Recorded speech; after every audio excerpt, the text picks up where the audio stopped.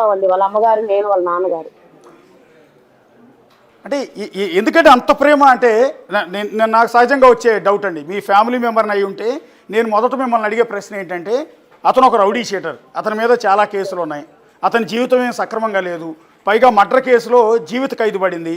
ఇక మూడోది, అతనికి అన్ని వ్యసనాలు ఉన్నాయి, హెల్త్ కూడా సరిగా బాగాలేదు, ఫైనాన్షియల్గా కూడా పెద్దగా స్ట్రాంగ్ ఏం కాదు. ఇలాంటి వ్యక్తి ఎప్పటి నుంచి జైలు నుంచి బయటకు వస్తాడో తెలియదు. అతన్ని అంతగా ప్రేమించి అతను పెళ్లి చేసుకుని ఏం సుఖపడతారు మీరు? ఆల్రెడీ ఒక భర్త చనిపోయారు, ఇంకొకరి చేతిలో మోసపోయారు, మీ జీవితంలోకి ఎంటర్ అయిన మూడో వ్యక్తి అతను. అతనితో ఏం సుఖపడదామని ఇంకా అతనితో పెళ్లి చేసుకోవాలనుకుంటున్నారు, అతన్ని ఇంకా ప్రేమిస్తున్నారు?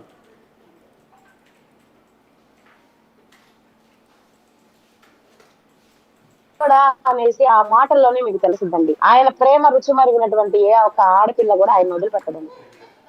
ఇంకోటి ఏంటంటే, చనిపోయినటువంటి నా భర్త గొంతండి, నా ప్రేమ నాకు దక్కలేదు, ఆ గొంతుతో నన్ను ప్రేమించబడుతున్నాడు శ్రీకాంత్. నా అఫెక్షన్ నేను వదులుకోలేకపోతున్నాను. నా భర్త చనిపోయాడు, నాకు మీరు ఎవ్వరు రిటర్న్ తెచ్చిలేరు నా భర్తని. కానీ ఆ గొంతుతో ఆ గొంతులో నుంచి వచ్చేటువంటి ఆ ప్రేమ నాకు దక్కుతుందండి. నేను దాన్ని ఎలా వదులుకుంటానండి? కానీ నాకు నా భర్తను ఎవరన్నా రిటర్న్ తెప్పించే పత్రికల్లో ఎవరన్నా ఉన్నారో చెప్పండి, నేను శ్రీకాంత్ వదిలేస్తాను.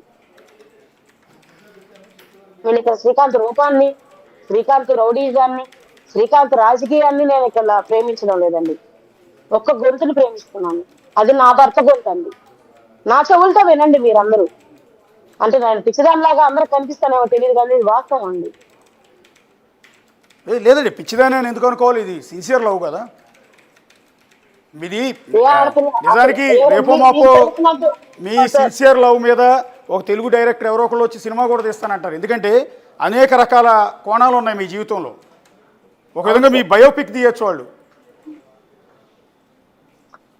నా ప్రేమ నాకు దక్కుతుందని నమ్మకం ఉంది సార్. నాకు నన్ను జగదీష్ గ్యాంగ్ అంతా చంపేయకపోతే నేను శ్రీకాంత్ నేను కలుస్తాము, నా దైవం నాకు సహాయం చేస్తుంది నాకు నమ్మకం ఉంది సార్. నేను ఇంకొక వాస్తవం, నాకు బేసిక్ గా అబద్ధాలు చెప్పడం రాదు సార్. ఇంకొక వాస్తవం కూడా నేను మీకు చెప్తానండి. 2023లో జీవో నంబర్ 58 వచ్చిన తర్వాత దాన్ని ఇంప్లిమెంటేషన్ చేయలేదని నాకు చాలా గర్జుందండి. మొన్న ఎలక్షన్స్ లో నేను కాళీ అమ్మకి ఒక హోమం చేశానండి. అసలు వైఎస్ఆర్సీపీ గవర్నమెంట్ ఓడిపోవాలి, రాకూడదు, ఇంకొక గవర్నమెంట్ మారి ఆ జీవోని ఇంప్లిమెంటేషన్ చేయాలి అని పిచ్చిదాని లాగా హోమం చేశానండి. ఉపవాసం ఉన్నానండి 15 రోజులు. ఈ కూటమి ప్రభుత్వం వచ్చాక ఖచ్చితంగా జీవో ఇస్తుందని నేను ఎక్స్పెక్ట్ చేశానండి. కానీ వాళ్ళు కొంతమంది అధికారులు ప్రభుత్వానికి చెడ్డ పేరు తెచ్చే విధంగా జీవో తీసుకొచ్చి నన్ను నలిపేశారండి. నేను దాన్ని మీలాంటి ఒక పెద్ద మనిషి దగ్గర పోయి, అయ్యా నా జీవితాన్ని నిలబెట్టండి, ఆ జీవో ఎట చేయాలో నాకు సలహా ఇవ్వండి అంటే ఆ పెద్ద మనిషి స్పందించి ఒక కూతురులాగా నన్ను భావించి దాని మీద పిల్ వేశారండి హైకోర్టులో. ఆ జీవో నంబరు ప్రిజనర్స్ అందరికి హాని చేసే విధంగా ఉంది, అది మేలు చేసే విధంగా లేదు అని దాని మీద పిల్ వేశారండి. ఆ పిల్ గెలిస్తే జీవో నంబరు 71 రద్దు అయిపోతే శ్రీకాంత్ బయటకు వస్తాడని నా నమ్మకమే నన్ను ఇప్పటిదాకా బతికిస్తుందండి. ఒక మాటలో చెప్పాలంటే నన్ను దాడి చేసి కిలాడి చేసి మీకు ఏమవుతుందో నాకు తెలియదు, కానీ నా ప్రేమను బతికించాలన్న ఒక మంచి ఉద్దేశం అనేది ఎవరికీ లేదండి, ఎవరికి లేదు.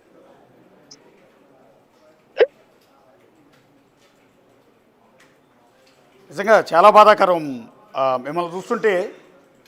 నిజంగా అని మిమ్మల్ని అర్థం చేసుకోవాలి అరుణ్ గారు. ఈ సొసైటీ దారుణంగా మిమ్మల్ని ట్రీట్ చేస్తోంది. మీరు వైఎస్ఆర్ కాంగ్రెస్ పార్టీ ఓడిపోవాలి, కూటమి ప్రభుత్వం రావాలి అని హోమం చేశారని చెప్తున్నారు. సో అలాంటి పార్టీ తెలుగుదేశం పార్టీ కార్యకర్తలే ఇవాళ మీ మీద సోషల్ మీడియాలో దుష్ప్రచారం చేస్తున్నారు. మీరు అది గమనించారా?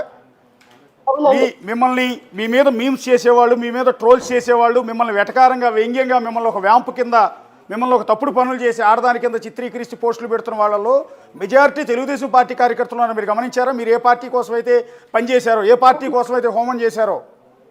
అవునండి, అందరూ వాళ్ళే, ఎక్కువ వాళ్ళే చేస్తున్నారు. అంటే వైసీపీ వాళ్ళేమో ఈమె టీడీపీ లవర్ లేడీ అటండి, ఫేస్బుక్ ఓపెన్ చేస్తే గుండె పగిలిపోతుంది. వైసీపీ వాళ్ళు అంటున్నారు వైసీపీ లవర్ లేడీ అని, టీడీపీ వాళ్ళు అంటున్నారు. అసలు నేను ఎవరికి లవర్నండి? శ్రీకాంత్ ఒక్కడే అనే లవర్ ఫేస్బుక్ పోస్టులు పెట్టట్లేదు.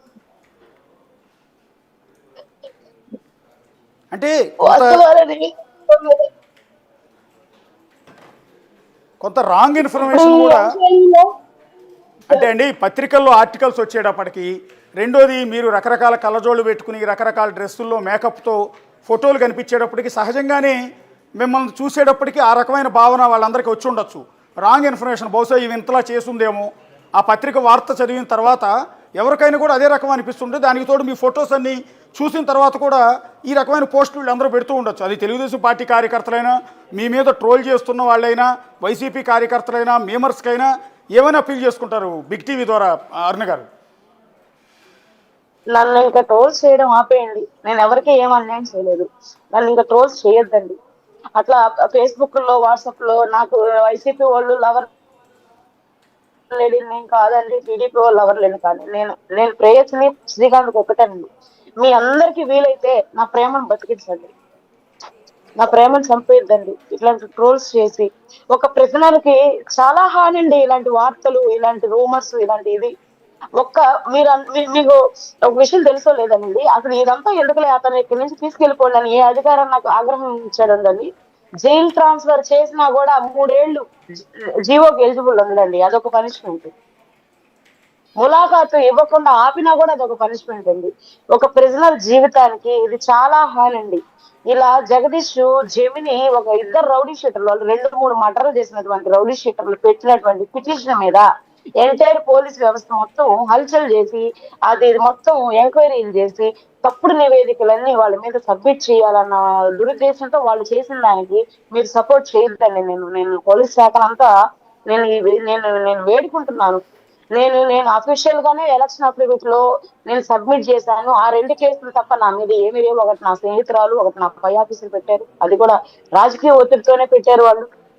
అవి తప్ప నా మీద లేదు. నేను క్రిమినల్ కాదు, డాన్ని కాదు, ఏం కాదు. నాకు ఇల్లీగల్ బిజినెస్ లేదు. నేను జగదీష్ చేసేటువంటి ఆ అరాచకాలు నేను ఆపాను.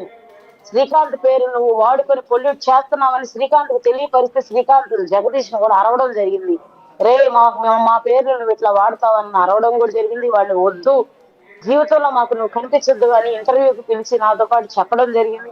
అదంతా కుట్ర పెట్టుకునే వాడు ఇదంతా చేస్తున్నాడు. ఇదంతా కారణం జగదీష్ కొంతమందిని పోగేసుకున్నాడు.